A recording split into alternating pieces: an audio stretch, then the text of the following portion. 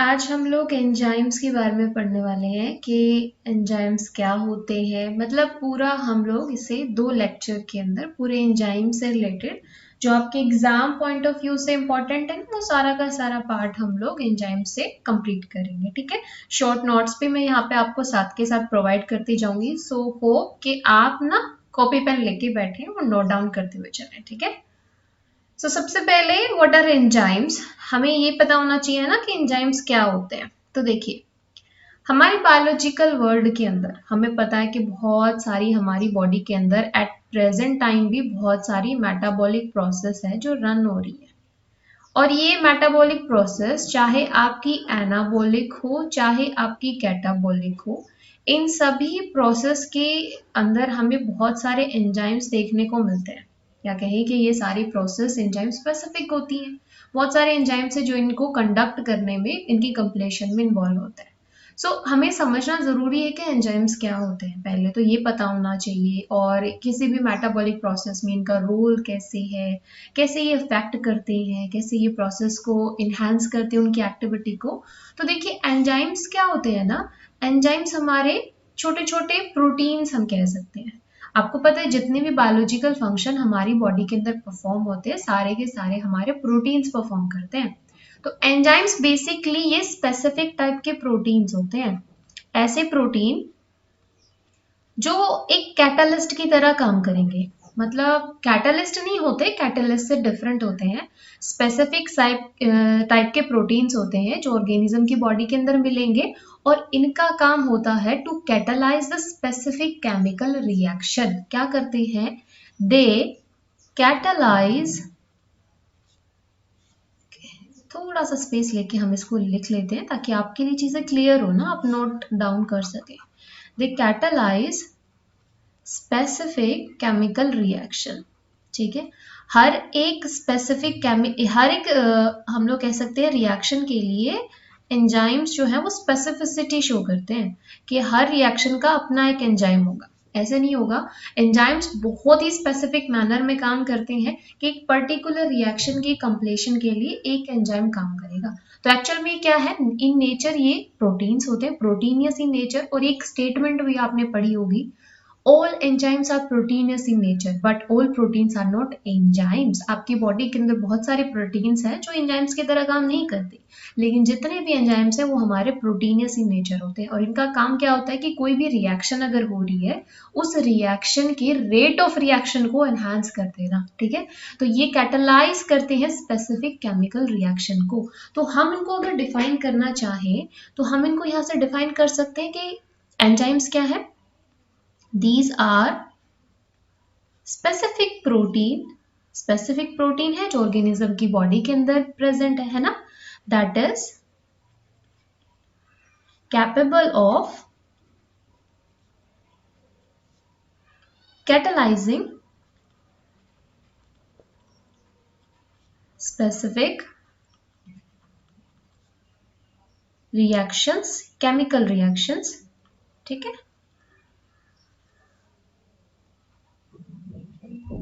चाहे वो रिएक्शन आपकी कैटाबोलिक हो चाहे वो रिएक्शन आपकी एनाबोलिक हो। ठीक है, सभी के कंप्लेक्शन में आपके एंजाइम्स इन्वॉल्व होते हैं। इनका ओरिजिन बायोलॉजिकली ओरिजिनेटेड होते हैं। कैटालिसिस इनका नेचर होता है कि कैटालिस्ट की तरह काम करते हैं, बहुत सारी रिएक्शन के कंप्लीशन में इन्वॉल्व है, इसलिए हम इनको बायो कैटालिस्ट भी कह देते हैं। क्यों? क्योंकि बायोलॉजिकली ओरिजिनेटेड है और एक कैटालिस्ट की तरह ये काम करते हैं।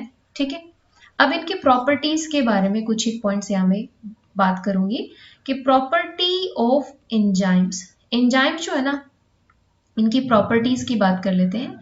सबसे पहली चीज, enzymes are proteinaceous in nature. सारे के सारे हमारे एंजाइम्स प्रोटीन्स होते हैं।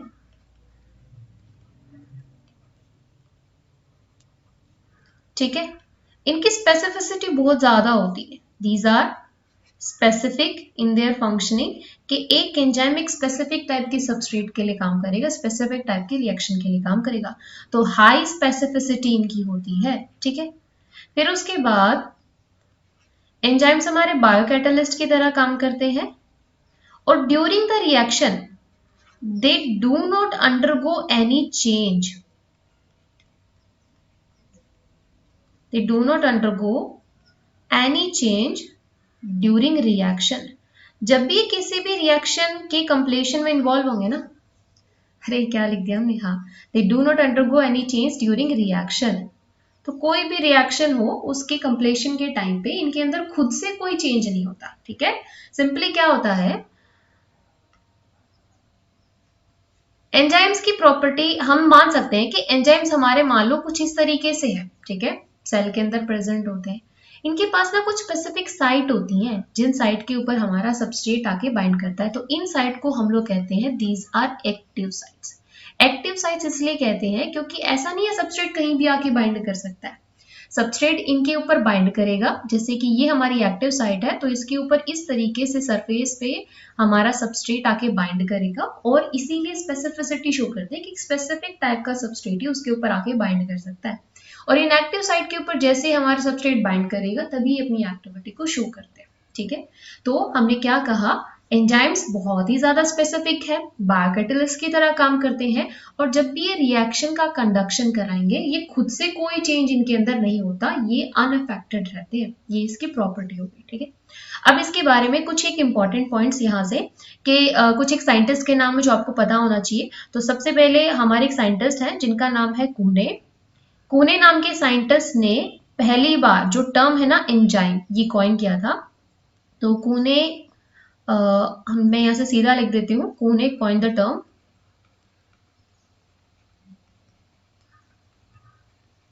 एंजाइम्स,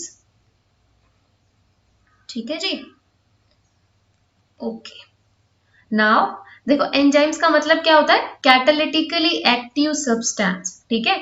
और एंजाइम्स का वैसे मतलब हम इनको फर्मेंट्स भी कहते हैं क्योंकि ये क्या करते हैं, बहुत सारी रिएक्शंस को कंडक्ट कराने में हेल्प करते हैं। प्रोटीन नेचर है और उस प्रोटीन नेचर के बारे में बताने वाले हमारे एक और साइंटिस्ट थे जिनका नाम था समर।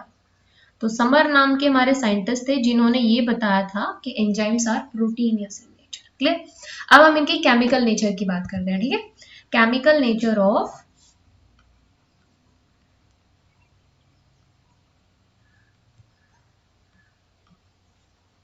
एंजाइम्स, कि एंजाइम्स की कैसी केमिकल नेचर होती है। तो देखिए एंजाइम्स जो है उनकी केमिकल नेचर के बिहाफ पर, उनकी केमिकल नेचर को बेटर वे में समझने के लिए हमने उनको क्लासीफाई किया हुआ है। और ये क्लासिफिकेशन किस तरीके से है कि हमने एंजाइम्स को क्लासीफाई किया, enzymes can be simple enzyme,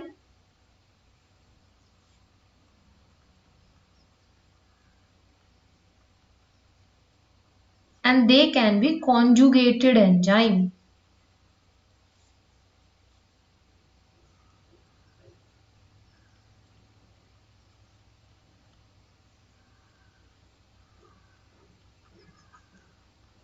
ठीक है, सिंपल एंजाइम है और कॉन्जुगेटेड एंजाइम, ठीक है।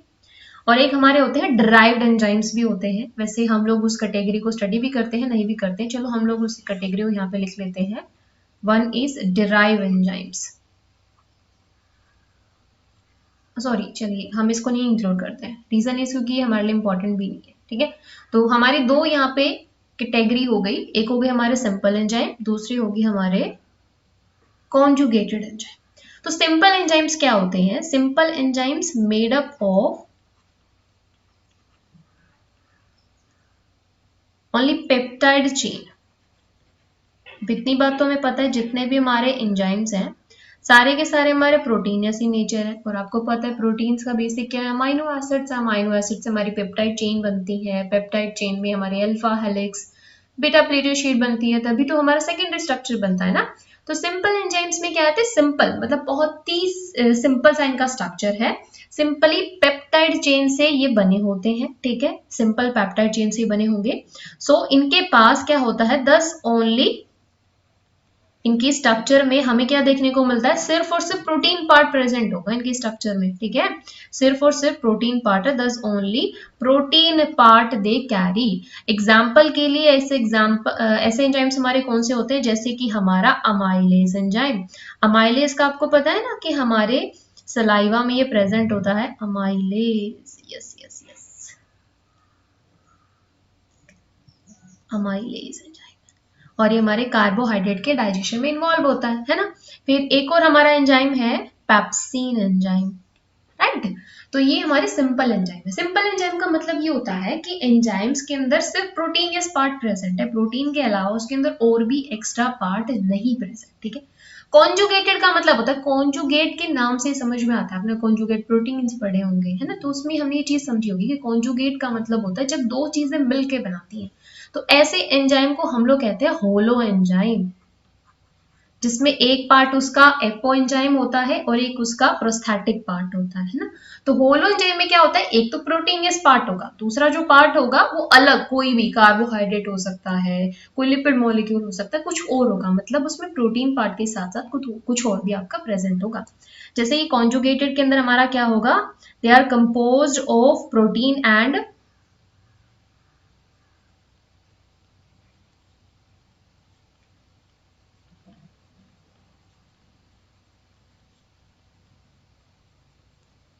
Non protein part.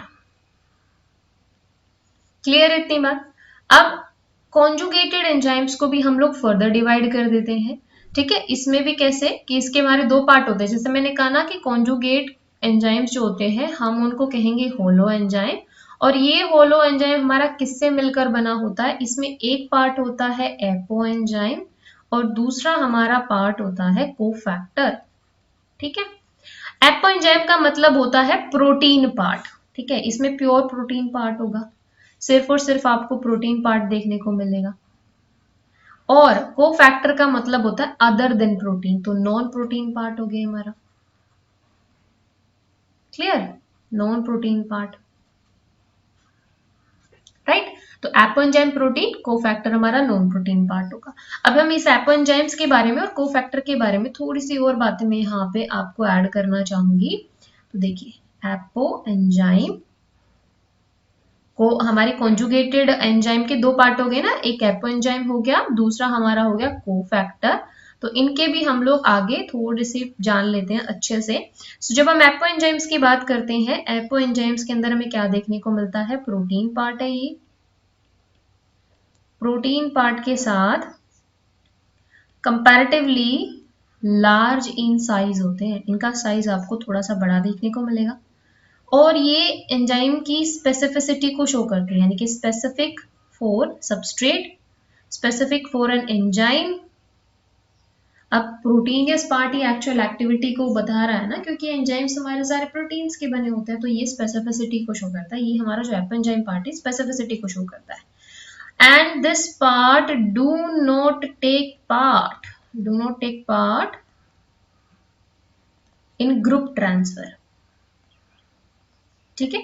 ये हमारे एपो एंजाइम की कुछ प्रॉपर्टी है कि एपो एंजाइम प्रोटीनियस पार्ट होता है, कंपैरेटिवली लार्जर इन साइज होगा, स्पेसिफिक होगा एंजाइम के लिए, और ये ग्रुप ट्रांसफर में पार्ट मिलेगा।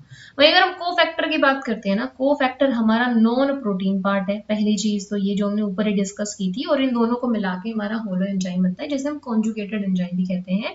नॉन प्रोटीन पार्ट है और स्मॉल इन साइज होता है, और इसकी नेचर भी आपकी वेरी करती है, ठीक है।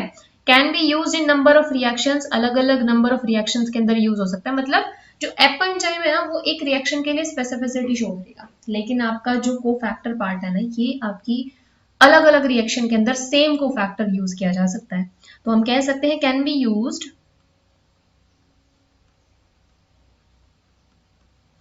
इन नंबर ऑफ रिएक्शंस, ठीक है। नेक्स्ट है, हाँ, do not take part in group transfer, जबकि कोफैक्टर होता है they take part in group transfer, right. Now clear what are the simple enzyme and what are the conjugated enzyme. अब cofactor की हमने बात करी। अब देखो एपो एंजाइम तो हमारा स्पेसिफिक है, हर एक रिएक्शन के लिए अपना एपो एंजाइम वाला पार्ट स्पेसिफिक होगा। कोफैक्टर जो कि नॉन स्पेसिफिक पार्ट है, इसको भी हम लोग तीन टाइप से स्टडी करते हैं, क्योंकि कोफैक्टर के अंदर आपका एक प्रोस्थेटिक ग्रुप हो सकता है, एक कोएंजाइम हो सकता है, या कोई मेटल आयन भी है जो कोफैक्टर की तरह काम कर सकता है। तो यहां से मैं कोफैक्टर के बारे में कहूं कि देखिए, अगर हम कोफैक्टर में प्रोस्थेटिक ग्रुप की बात करते हैं, किसकी, प्रोस्थेटिक ग्रुप, यानी कि cofactor can be prosthetic, it include prosthetic group, it include coenzyme, और कोएंजाइम के साथ कोई हमारे मेटल आयन भी है जो किसकी तरह काम करेंगे, एक कोफैक्टर की तरह काम करेंगे। इनकी बात कर लेते हैं। तो प्रोस्टैटिक ग्रुप क्या होता है कि ये हमारे ऑर्गेनिक कंपाउंड है, ठीक है। कैसे ऑर्गेनिक कंपाउंड है, जो कोवेलेंटली बाउंड करेंगे एपोएंजाइम के साथ। प्रोस्थेटिक ग्रुप की खास बात क्या है, ऑर्गेनिक कंपाउंड, ऐसे organic compound which bind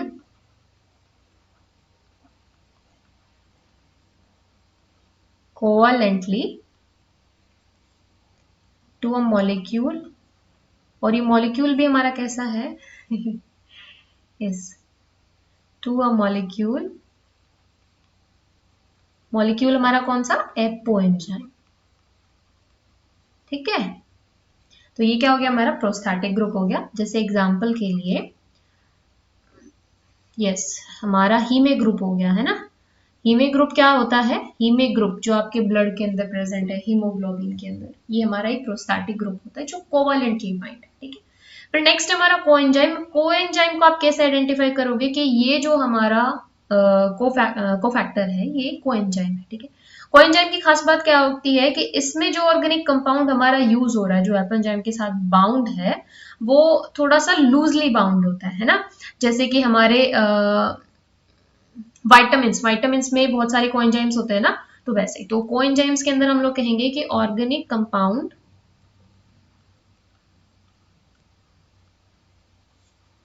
which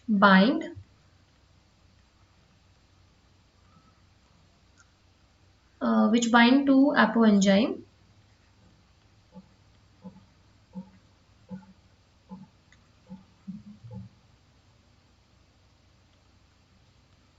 right. Example के लिए in case of vitamins,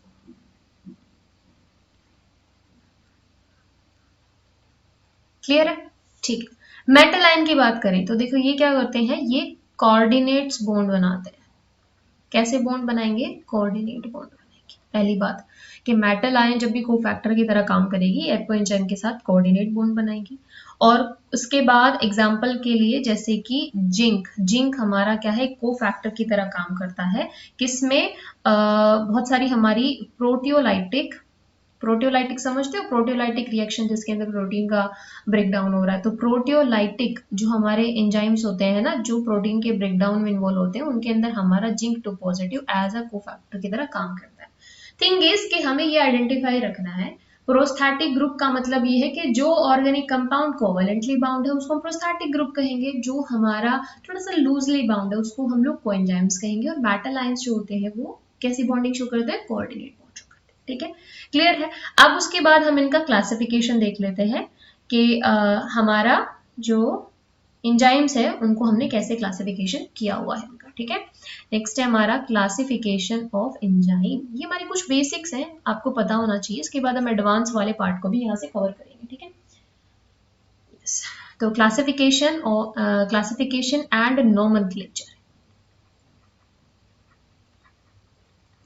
classification and nomenclature of enzymes, कि हमारे एंजाइम्स को हमने किस तरीके से क्लासिफाई किया हुआ है। बेसिक है, तो किस बिहाफ पर हमने क्लासिफाई किया हुआ है, सबसे पहले तो हमें ये पता होना चाहिए एंजाइम्स को उनके रिएक्शन के बेस पर, कि किस तरीके की रिएक्शन को वो परफॉर्म कर रहे हैं, किस तरह की रिएक्शन के अंदर वो इन्वॉल्व है। हमने उनको 6 क्लास के अंदर, मेनली 6 क्लासेस है हमारे पास, 6 क्लासेस के अंदर उनको क्लासिफाई किया हुआ है। और ये 6 क्लासेस हमारी कौन सी है, यहां से हम देख लेते हैं, ठीक है। जैसे हमारी पहली क्लास हमारी क्या है, ऑक्सीडो रिडक्टेज। आपको इन क्लासेस को एक सीक्वेंस में याद रखना पड़ेगा, ठीक है। ऑक्सीडो रिडक्टेज हमारे ऐसे एंजाइम्स आते हैं इस क्लास के अंदर जो ऑक्सीडेशन और रिडक्शन की रिएक्शन को कंडक्ट करा रहे हैं, ठीक है।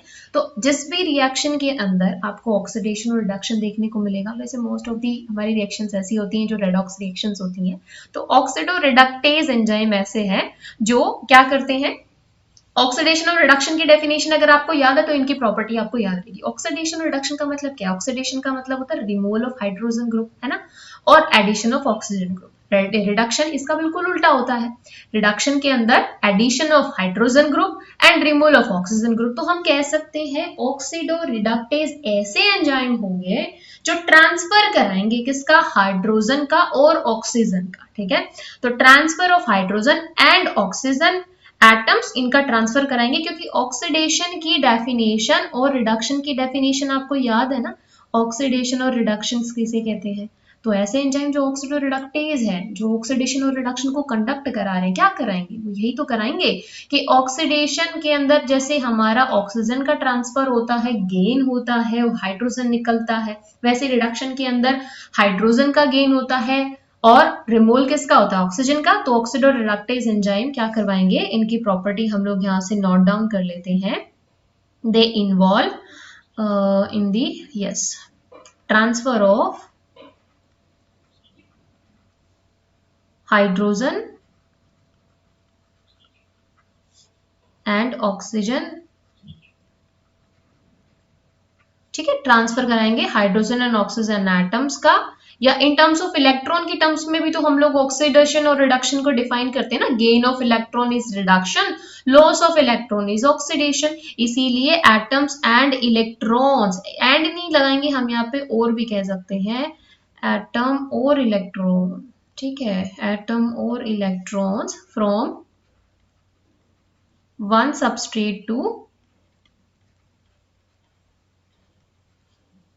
अनदर। क्लियर? इतनी बातें क्लियर है। अब एग्जाम्पल भी हम यहीं पे इसी में इंक्लूड कर लेते हैं। तो एग्जाम्पल में देखिए हमारे पास डीहाइड्रोजिनेज एंजाइम, सबसे फेमस हमारा एंजाइम, ग्लाइकोलाइसिस के अंदर भी इन्वॉल्व होता है। डीहाइड्रोजिनेज एक टाइप का ऑक्सीडो रिडक्टेज एंजाइम है। क्या करता है ये आपको यस ऑक्सीडेशन रिडक्शन शो करता है।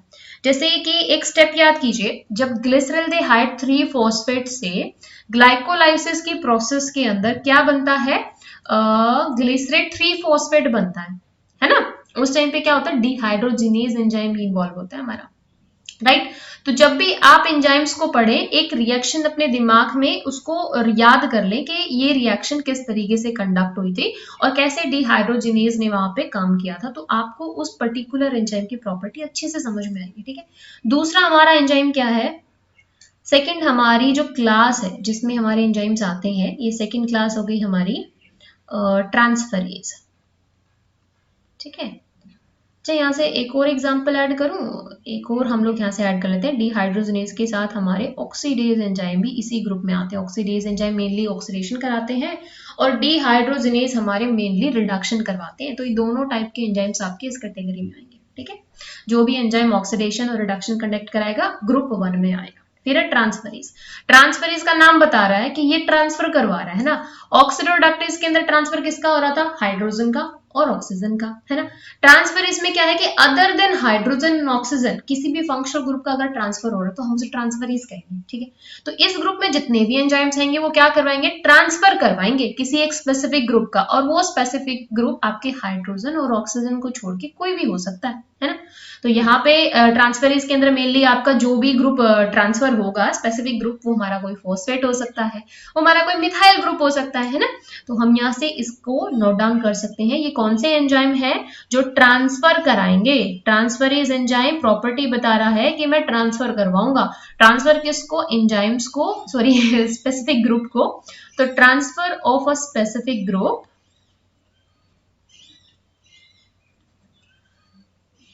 और ये ग्रुप हमारा कोई फॉस्फेट ग्रुप हो सकता है, फॉस्फेट ग्रुप, और ये ग्रुप हमारा कोई मिथाइल ग्रुप भी हो सकता है, a methyl group, right. From one substrate to another. Clear? Example लिख लेते हैं कि इस ग्रुप में हमारे कौन से एंजाइम्स आएंगे। तो आपको याद है ट्रांस एमिनेज। ट्रांस एमिनेज क्या कराता है? ये अमीनो ग्रुप को ट्रांसफर करवाता है। ठीक है, जो अमीनो ग्रुप को ट्रांसफर करवा रहा है ट्रांस एमिनेज हो गया। काइनेज ये ट्रांसफर कराता है किसको, फॉस्फेट ग्रुप को। फोस्फेटेज ये भी किसको ट्रांसफर कराता है, फॉस्फेट ग्रुप को, है ना। तो ये हमारे ट्रांसफरेज वाले ग्रुप के अंदर इंक्लूड हो गए, ठीक। नेक्स्ट हमारी जो कैटेगरी आती है, नेक्स्ट की हम बात कर लेते हैं, थर्ड ग्रुप आता है जिसमें हमने एंजाइम्स को रखा हुआ है, and third group is hydrolase. पहले नाम को ही समझते हैं, हाइड्रो मतलब वाटर इन्वॉल्व है, तो ये क्या करेंगे, वाटर के साथ कुछ ना कुछ करने वाले हैं, और लेज का मतलब होता है यहाँ पे ब्रेक डाउन होने वाला है, तो ये वाटर का सबस्ट्रेट के अंदर वाटर प्रेजेंट होगा और उस वाटर को लाइसिस करवाएंगे, उस वाटर का लाइसिस कराएगा। तो इस ग्रुप में जो भी एंजाइम्स आएंगे ना, ये सबस्ट्रेट के अंदर अगर आपका वाटर प्रेजेंट है ना, तो उसका हाइड्रोलाइसिस करा देंगे। इसको ऐसे नहीं समझते हम, इसको ऐसे समझते हैं, हाइड्रोलेज एंजाइम सबस्ट्रेट का हाइड्रोलाइसिस करवाएंगे, ठीक है। हमें इसको वाटर से नहीं रिलेट करते, हम इसको ऐसे करते हैं कि हाइड्रोलेज एंजाइम सबस्ट्रेट का हाइड्रोलाइसिस करा देगा, ठीक है, उसमें से वाटर ग्रुप का रिमूवल करा देगा। तो हम इसकी प्रॉपर्टी में लिख सकते हैं कि हाइड्रोलेज एंजाइम में हमारे वो एंजाइम्स होते हैं जो क्या करवाते हैं, they conduct hydrolysis of substrate, substrate का हाइड्रोलाइसिस कंडक्ट कराएंगे। और इस कैटेगरी में आने वाले हमारे एंजाइम्स कौन से होंगे, जैसे कि एस्टरेज, जब भी एक एस्टर बॉन्ड बनता है वाटर निकलता है, याद है हाइड्रोलाइसिस होता है सबस्ट्रेट का, है ना। और इसके अलावा हमारे जो डाइजेस्टिव एंजाइम है वो भी कुछ इस तरीके से ही काम करते हैं। डाइजेस्टिव एंजाइम्स क्या करते हैं, वो भी हाइड्रोलाइसिस कराते हैं सबस्ट्रेट का, ठीक। तीन हमारी यहाँ से कैटेगरी कंप्लीट हो गई है, नेक्स्ट की तरफ हम लोग मूव करते हैं। ओके यस, ठीक है, हम लोग इसी को इरेज कर लेते हैं, आई होप आपने नोट डाउन कर लिया होगा। यस, फोर्थ हमारी कैटेगरी की बात करते हैं। फोर्थ एंजाइमेटिक कैटेगरी है हमारी आइसोमरेज, राइट। आइसोमर्स क्या करते हैं, जब आपको एक फॉर्म को दूसरी फॉर्म में कन्वर्ट करना होता है तो हमारे आइसोमरेज एंजाइम याद आते हैं। मैं इसका एग्जांपल आपको यही देती हूँ, ग्लाइकोलाइसिस के टाइम पे हम ग्लूकोज 6 फोस्फेट से फ्रक्टोज 6 फोस्फेट बनाते हैं, तब भी हमारा एक आइसोमरेज एंजाइम यूज हो रहा था, है ना, hexo isomerase, phospho hexo isomerase enzyme use हो रहा था, है ना। तो ये आइसोमरेज एंजाइम क्या करते हैं, एक फॉर्म को दूसरी फॉर्म में कन्वर्ट करते हैं। तो आइसोमरेज की प्रॉपर्टी क्या होगी, चेंज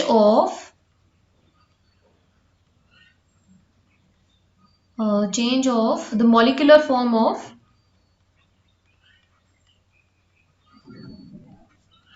आई होप आपको समझ में आ रहा होगा। सो टाइम, यस टाइम देख लेते हैं हम लोग। Okay, change of molecular form of substrate, right. और इसमें एग्जाम्पल के लिए ये हमारा आ गया फोस्फो, हाँ जो मैंने अभी आपको बताया ना, फोस्फोहेक्सो, फोस्फोहेक्सोस आइसोमरेज। ये फोस्फोहेक्सो आइसोमरेज क्या करता है, याद कीजिए, ग्लूकोज 6 फोस्फेट को कन्वर्ट करता है, रिवर्सिबल प्रोसेस होती है हमारी फ्रक्टोज 6 फोस्फेट में। तो ये क्या करता है, ग्लूकोज को दूसरे आइसोमरिक फॉर्म में तो कन्वर्ट करता है ना। तो ऐसे ही हमारे जो एंजाइम आइसोमरेज मतलब वन फॉर्म को अनदर फॉर्म में कन्वर्ट करने में हेल्प कर रहे हैं, इनका काम यही है। एक और है हमारा, इसी में हमारे ग्लाइकोलाइसिस में ही आता है triose, triose phospho isomerase, isomerase, है ना। और इसी के अलावा हमारा एक और एंजाइम आता है फ्यूमरेज, राइट। तो ये हमारे कुछ आइसोमरेज वाली कैटेगरी के एंजाइम से। नेक्स्ट हमारी जो क्लास आती है, इस क्लास को हम लोग कहते हैं लाइएज। लाइएज क्या करते हैं, लाइएज का काम होता है, लाइएज मेनली इनका काम भी क्या है, ब्रेक डाउन करना, ठीक है, बॉन्ड को तोड़ेगा, सबस्ट्रेट के अंदर बॉन्ड को तोड़ेगा। और कैसे बॉन्ड को तोड़ेगा, नॉन हाइड्रोलाइटिक, हाइड्रोलेज में हाइड्रोलाइटिक बॉन्ड टूट रहे थे, हाइड्रोलाइसिस हो रहा था, लाइएज में बॉन्ड टूटेगा but non hydrolytic. Hydrolase enzyme और लाइएज एंजाइम की प्रॉपर्टी सिमिलर होती है, बस डिफरेंस क्या होता है, वो सबस्ट्रेट का हाइड्रोलाइसिस करता है और ये नॉन हाइड्रोलाइटिक बॉन्ड को तोड़ेगा, ठीक है। तो ये क्या करेगा, इसकी प्रॉपर्टी अगर हम बात करें, lyase enzyme non hydrolytic removal of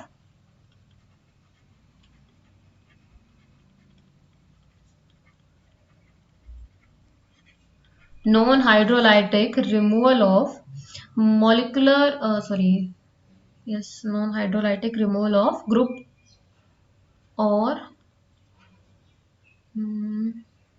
yes non hydrolytic removal of group. और यहाँ पे एग्जाम्पल में हमारे पास क्या आएगा, जैसे कि डीकार्बोक्सिलेज। डीकार्बोक्सिलेज का मतलब पता है ना, ये क्या करवाता है, रिमूवल ऑफ कार्बन डाइऑक्साइड। जहां भी कार्बन डाइऑक्साइड का आपने रिमूवल करना है, डीकार्बोक्सिलेज एंजाइम होगा। इसी के अलावा हमारा एल्डोलेज एंजाइम, एल्डोलेज एंजाइम जो भी ये हमारा ग्लाइकोलाइसिस में ही यूज होता है, ग्लाइकोलाइसिस में, याद करो ग्लाइकोलाइसिस के अंदर ये यूज हो रहा था हमारा, है ना, फ्रक्टोज 1,6 फॉस्फेट को कन्वर्ट कर रहा था किसमें, ग्लिसरॉल्डिहाइड 3 फॉस्फेट के अंदर, तो वो रिमूव कर रहा था वहां से, राइट। फिर हमारा 6 कैटेगरी आता है और ये हमारा लास्ट कैटेगरी है जिसको हम कहते हैं लाइगेजेस। अब ये जो हमारा एंजाइम है ना, ये सबसे हम लोग कह सकते हैं अच्छा एंजाइम है, क्योंकि अभी तक आपने जो 5 क्लास पढ़ी, उन 5 क्लास में जो एंजाइम्स थे ना, उनका काम था ब्रेक डाउन करना। लाइगेज का काम है ये चीजों को जोड़ता है, लाइगेज का काम है बॉन्ड को बनाना, तो ये ज्वाइनिंग करेगा, joining of two molecules by the formation of new bond।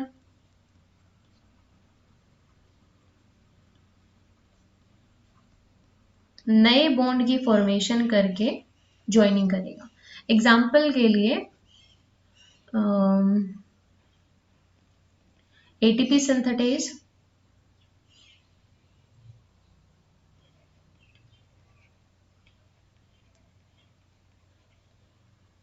Synthetase नहीं सिंथेज, यस। और एक है हमारा सिट्रिक एसिड साइकिल के अंदर सिट्रिक एसिड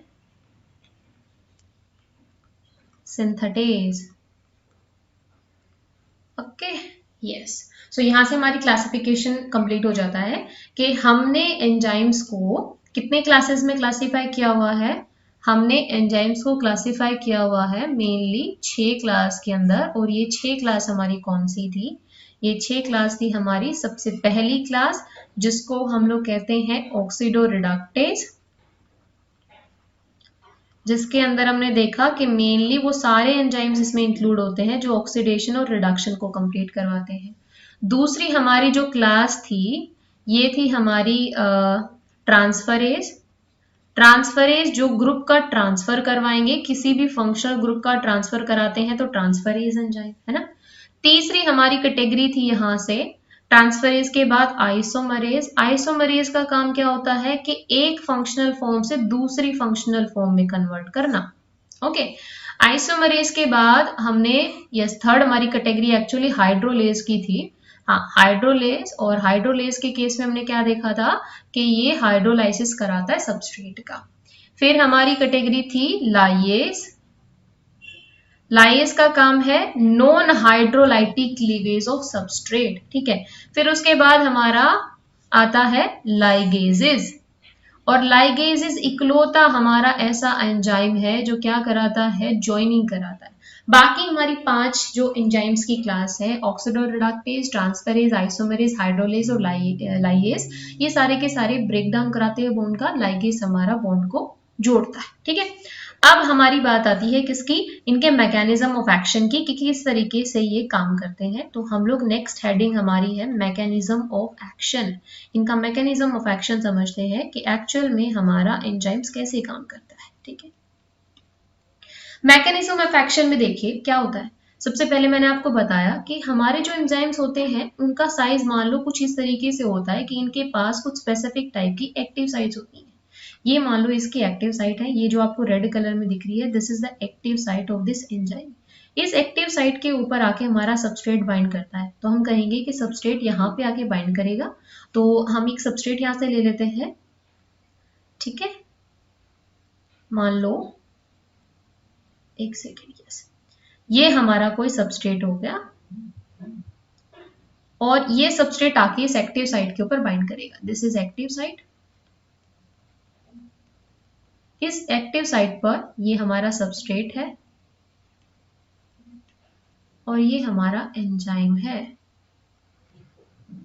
ये इसके ऊपर आके बाइंड करेगा। तो सबसे पहले हमारे पास यहाँ पे एक एंजाइम सबस्ट्रेट कॉम्प्लेक्स बनेगा,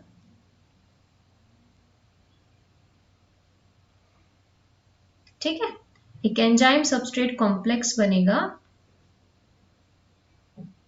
अब देखोगे कुछ इस तरीके से हमारा सबस्ट्रेट इसमें फिट हो जाएगा। ये है हमारा एंजाइम सबस्ट्रेट कॉम्प्लेक्स। इस एंजाइम सबस्ट्रेट कॉम्प्लेक्स के बाद एंजाइम इस सबस्ट्रेट के अंदर चेंजेस करेगा और उसके बाद हमारा कॉम्प्लेक्स बनेगा जिसे हम कहते हैं एंजाइम प्रोडक्ट कॉम्प्लेक्स। ठीक है, कुछ इस तरीके से हमारा प्रोडक्ट बन जाएगा। और सपोज कीजिए ये हमारा प्रोडक्ट है डार्क इस कलर में। ठीक है, इस तरीके से इसके अंदर कुछ चेंजेस आ गए हैं हमारे एंजाइम के अंदर। और ये हमारा जो नेक्स्ट बनेगा that is enzyme product complex. इस एंजाइम प्रोडक्ट कॉम्प्लेक्स बनने के बाद हमारा जो प्रोडक्ट है वो यहां से सेपरेट हो जाता है। This is enzyme product complex.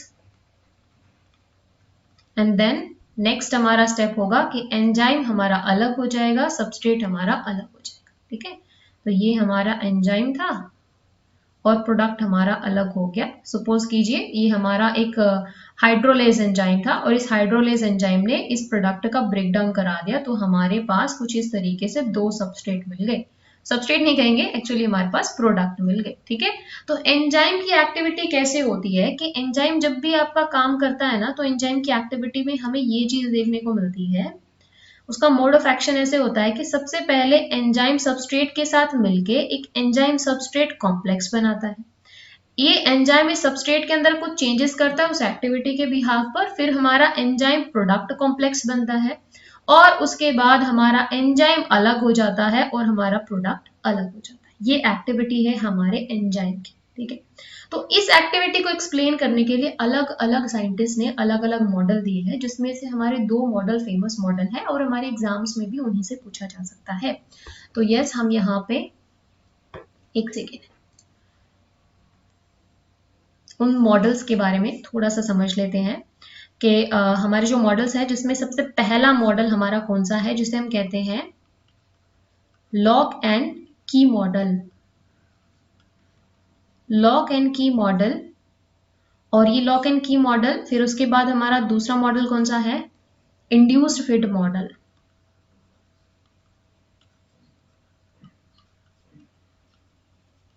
सबसे पहले हम बात कर लेते हैं लॉक एंड की मॉडल की। लॉक एंड की मॉडल में नाम से में क्या पता चल रहा है, ये कहता है कि एंजाइम हमारा एक लॉक की तरह है और सबस्ट्रेट उसका की है। ठीक है, जब तक लॉक और की का एक कॉम्प्लेक्स नहीं बनेगा कोई भी रिएक्शन प्रोसीड नहीं हो सकती। लॉक एंड की मॉडल को प्रपोज किया था एमएल फिशर नाम के एक साइंटिस्ट ने। एमएल फिशर नाम के हमारे साइंटिस्ट थे जिसने लॉक एंड की मॉडल को प्रपोज किया था इन 1890s। और उन्होंने क्या प्रपोज किया, उसने कहा कि एंजाइम एंड सबस्ट्रेट जो होते हैं वो एक दूसरे के कॉम्प्लीमेंट्री स्ट्रक्चर होते हैं। He propose that enzyme and substrate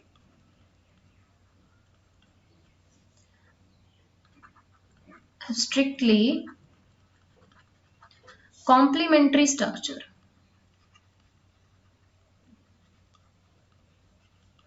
ठीक है, तो उसके अकॉर्डिंग क्या था कि जब तक एक स्पेसिफिक टाइप के लॉक के ऊपर जैसे एक स्पेसिफिक की काम करती है, वैसे ही एमएल फिशर ने कहा कि एक स्पेसिफिक टाइप का एंजाइम एक स्पेसिफिक टाइप के सबस्ट्रेट के साथ ही बाइंड करता है, क्योंकि वो जो एक्टिव साइट्स होती है ना उसमें कुछ कॉम्प्लीमेंट्री स्ट्रक्चर्स है, वो हमारी कॉम्प्लीमेंट्री स्ट्रक्चर्स है जिसकी वजह से वो एक दूसरे के साथ बाइंडिंग शो करते हैं और उसी के बाद हमारा कोई भी रिएक्शन इनिशिएट होता है, प्रोसीड होता है। ठीक है, मैं सिर्फ इतने ही पॉइंट आपको एड ऑन कराना चाहूंगी जो आपके एग्जाम पॉइंट ऑफ से इंपॉर्टेंट है, उससे ज्यादा एक्स्ट्रा पॉइंट हम यहाँ पे नहीं डिस्कस करेंगे। इंड्यूस फिट मॉडल की अगर बात करें तो इंड्यूस फिट मॉडल देखिए ये किसने प्रपोज किया था, इंड्यूस फिट मॉडल प्रपोज किया था खोचलैंड ने। proposed by डी खोसलैंड और ये प्रपोज किया था 1966 में। इन्होंने कहा कि कोई भी एंजाइम जब एक सबस्ट्रेट पे बाइंड करता है ना तो उसकी शेप के अंदर चेंजेस होते हैं, और ये शेप कौन सी थी, एक्टिव साइट से, है ना। तो इसने कहा कि किसी भी इंड्यूस फिट का मॉडल इंड्यूस फिट मॉडल ये कहता है, जैसे ये स्ट्रक्चर के अंदर मैंने क्या कहा था कि एंजाइम के पास ये जो एक्टिव साइट्स है ना, यहाँ पे सबस्ट्रेट हमारा फिट होता है। ठीक है, तो इंड्यूस फिट मॉडल यही कहता है कि इन एक्टिव साइट्स के ऊपर हमारा सबस्ट्रेट फिट होता है, फिर आपके एंजाइम सबस्ट्रेट कॉम्प्लेक्स के अंदर कुछ कन्फर्मेशनल चेंजेस होते हैं, यहाँ पे कुछ कन्फर्मेशनल चेंजेस होंगे और इस कन्फर्मेशनल चेंजेस के बाद ही हमारा एंजाइम प्रोडक्ट कॉम्प्लेक्स बनेगा। ये कौन कहता है? इंड्यूस्ड फिट मॉडल कहता है कि एक सबस्ट्रेट एक एंजाइम की एक्टिव साइट के ऊपर आपका सबस्ट्रेट फिट हो जाता है और उसके बाद उसके अंदर कुछ कन्फर्मेशनल चेंजेस होते हैं। तो मैं यहां से राइट डाउन कर सकती हूँ कि he proposed that when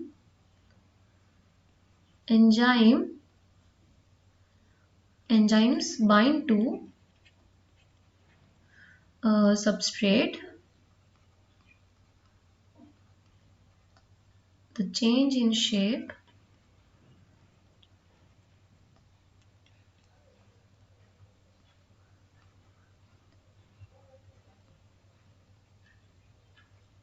active sites of enzymes takes place. Clear? हाँ, ठीक है। तो ये हमारे दो मॉडल हैं जिसके अकॉर्डिंग हम लोग एंजाइम्स की एक्टिविटी को एक्सप्लेन करते हैं कि किस तरीके से एंजाइम्स इन पे काम करते हैं। ठीक है।